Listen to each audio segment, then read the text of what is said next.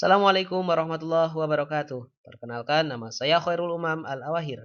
Saya merupakan mahasiswa PPG Batch 2 UIN Sunan Gunung, Jati Bandung, tahun 2024. Dalam kesempatan ini, saya akan membahas tentang larangan zina untuk melindungi harkat dan martabat manusia. Tujuan pembelajaran kali ini, yang pertama, membiasakan membaca Quran Surat Al-Isra ayat 32. Yang kedua, menganalisis Quran Surat Al-Isra ayat 32. Yang ketiga, membiasakan sikap menghindari perbuatan zina. Mari kita simak Quran Surat Al-Isra ayat 32.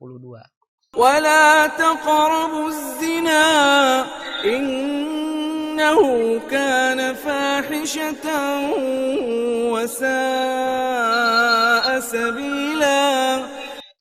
Dan janganlah kamu mendekati zina, sesungguhnya zina itu adalah suatu perbuatan yang keji.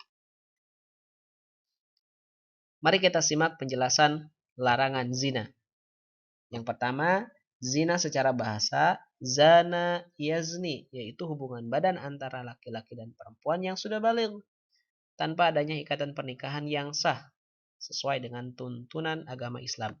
Yang kedua, zina secara harfiah diartikan fahisyah, yaitu perbuatan keji, sebagaimana tadi dalam Quran Surat Al-Isra ayat 32. Yang ketiga, zina secara istilah adalah hubungan selayaknya suami istri yang dilakukan oleh seorang perempuan dan laki-laki yang tidak terkait dalam hubungan pernikahan. Yang keempat, pasal 284 Kitab Undang-Undang Hukum Pidana atau KUHP, zina adalah hubungan badan yang dilakukan oleh seorang laki-laki dan perempuan yang bukan istri atau suaminya. Lantas bagaimana pembagian dan hukuman zina? Zina itu terbagi menjadi dua golongan. Yang pertama, zina muhson, dan yang kedua, zina ghair muhson. Zina muhson adalah perbuatan zina yang dilakukan oleh laki-laki dan perempuan yang sama-sama sudah menikah. Lantas hukumannya adalah hukuman dera atau cambuk banyak 100 kali, atau hukuman rajam, hukuman mati dengan cara dilempari batu. Yang kedua, hukuman bagi zina ghair muhson. Zina ghair muhson adalah perbuatan zina yang dilakukan oleh perempuan dan laki-laki yang belum menikah. Lantas hukumannya adalah apabila gadis dan perjaka maka didera 100 kali dan diasingkan dari tempat tinggalnya. Apabila janda dan duda didera 100 atau hukum rajam hingga meninggal dunia.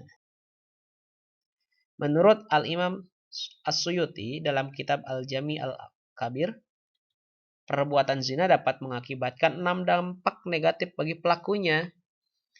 Yang pertama, yang akan ditanggung di dunia. Yang kedua, yang akan ditanggung di akhirat.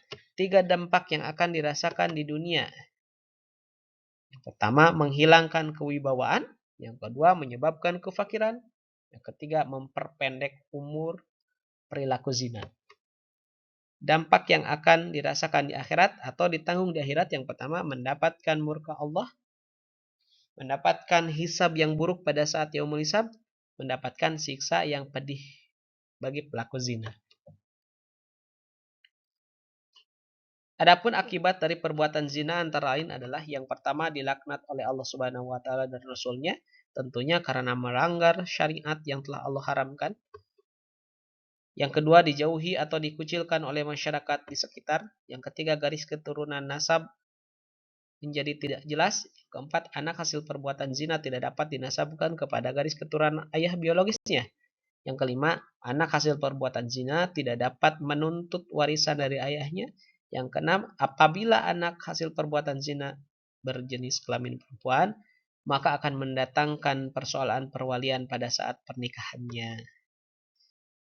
Mari kita simpulkan, zina itu adalah hubungan seksual yang dilakukan di luar ikatan pernikahan yang sah menurut hukum agama atau hukum negara. Dalam Islam, jelas zina dianggap sebagai dosa besar.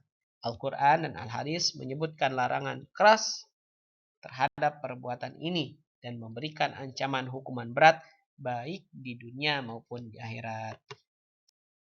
Sekian Terima kasih. Wassalamualaikum warahmatullahi wabarakatuh.